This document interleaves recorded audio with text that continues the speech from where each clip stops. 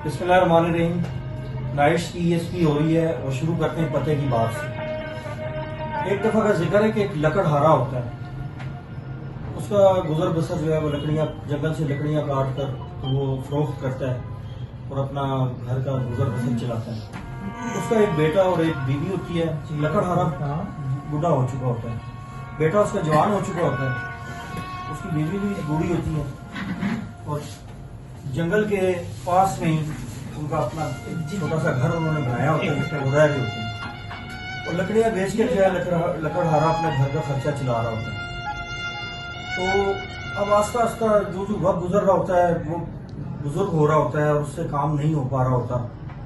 तो एक दिन अपने बेटे को कहता है कि बेटा अब जो है ना वो ये लो पकड़ो कुल्हाड़ी और जाओ जाके जंगल में लकड़ियाँ काट के लेकर आओ ताकि हमारे घर का गुजारा चल सके। उसका बेटा जो है वो कहता है ठीक है जी, मैं चला जाता हूँ, मैं शुरू करता हूँ ये काम, क्योंकि वो घर के ही काम शाम थोड़े बहुत करता था, उसको तजर्बा तो था नहीं ऐसा। बाहर क्या वो कुल्हाड़ी लेकर चला जाता है, जंगल में जाता है तो वहाँ पे एक शाख काटने लगता है तो देखता है कि वहाँ पे परिंदों ने घोंसला बनाया है। तो वो कहते हैं यार यहाँ तो उनका आशियाना है परिंदों में, अगर मैंने ये शाख काटी तो ये इनका तो मतलब गुजर बसर जो हो रहा है वो खत्म हो जाएगा, ये तो अपने घर से बेघर हो जाएंगे। तो वो छोड़ के वापस आ जाते हैं। वालिद को कहता है, वालिद कहता है हाँ बेटा कुछ कमाई शमाई जो करके लाया बताओ किधर है। कहता है कुछ नहीं, मैं गया था और मैंने जब ये शाख काटने की कोशिश की तो देखा ये माजरा सारा उसने सुनाया। उसके वालिद ने कहा यार तो किसी दूसरे दरख्त की तरफ चले जाते। कहता है दूसरे दरख्त की तरफ भी मैं गया हूँ, वहां पे भी मैंने देखा कि परिंदे वहां पर रह रहे, तो मेरा दिल नहीं माना और मैं वापस आ गया। अगले दिन फिर चला जाता है, अच्छा जाओ, फिर एक और जगह बताता है कि जंगल की फलानी तरफ चले जाओ। उसका वालिद उसको इंडिकेट करता है, वो चला जाता है, वहां जाता है तो एक दरख्त को काटने की कोशिश कर रहा है। उसके वालिद ने उसको नसीहत की होती है कि ऊपर अब देखने की जरूरत नहीं है, दरख्त के ऊपर मत देखिए, नीचे देख के बस अपना काम करो। अब वो थोड़ा सा एक दो कुल्हाड़ियाँ चलाता है तो देखता है एक फल नीचे गिरता है आगे। वो फल ऐसा फल जंगली होता है कि जो लोग पकाने करने के काम भी आता है लोगों को। जब वो देखता है कि यार ये तो फल जबरदस्त किस्म का फल है, दरख्त काटा तो यार ये तो फल से लोग महरूम हो जाएंगे, छोड़ देंगे, छोड़ के वापस आ जाते हैं। बाप कहता हाँ भाई कितने कमा के लाए, उसने कुछ भी नहीं कमाया, मैं गया हूँ वहां मैंने देखा है इस तरह का वो फल था तो मेरा दिल नहीं माना। उसका वालिद बड़ा परेशान होता है, उसको बड़ा गुस्सा करता है और उसको कहता है कि ठीक है, जंगल में एक और जगह बताता है कि वहां जाओ, वहां जाकर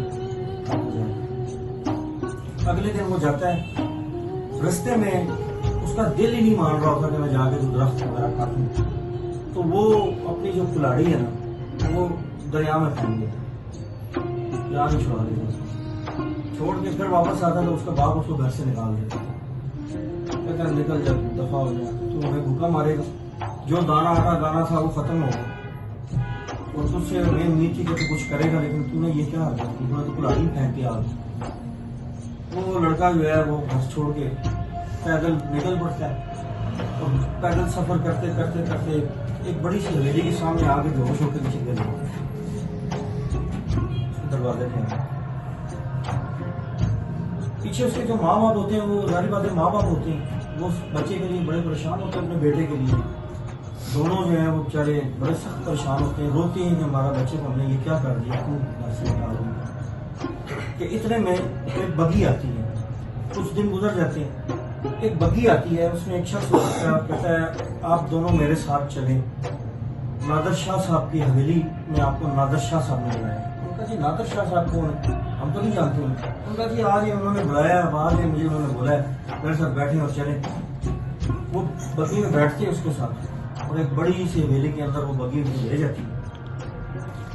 वहाँ पे वो नादर शाह साहब उनको मिलते हैं, उनसे पूछते हैं यार आप कौन है, आपने हमें क्यों बुलाया, आप हमें कैसे जानते हैं। तो वो कहते हैं कि आपकी बेटी की वजह से, आपका बेटा जो है वो मुझे यहाँ बेहोश हालत में मिला था अपनी हवेली के बाद, फिर मैंने उसे बुलाया अंदर, उसको ठीक किया, फिर उसने मुझे बताया कि उसके साथ क्या कुछ हुआ। उसके दिल में पौधों के लिए, दरख्तों के लिए, परिंदों के लिए बहुत हमदर्दी थी, तो मैंने उसको अपने مالی کے طور پہ یہاں پہ کام دیا ہے اور وہ اب جو ہے وہ درخت لگوا رہا ہے. میں اس سے درخت لگوا رہا ہوں زیادہ سے زیادہ, پودے لگوا رہا ہوں اور ان کی حفاظت کروا رہا ہوں.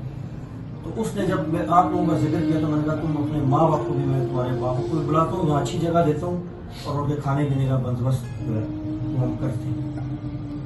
تو مورل آف دا اسٹوری یہ ہے کہ آپ کے دل میں کسی کے لیے ظاہری بات ہے ہمدردی ہے, نیکی ہے, تو وہ ضرور آپ کے آگے کام آتی ہے.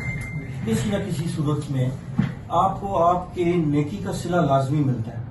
وہ آپ کسی ایک درخت کو نہیں کاٹ رہے, اس کی جان بچا رہے ہیں یا کسی پرندے کی جان بچا رہے ہیں, تو اللہ تعالیٰ کی کوئی بھی نیکی رائے گاہ نہیں جانے دیتا. کسی نہ کسی صورت میں آپ کو ریوارڈ مل جاتا ہے.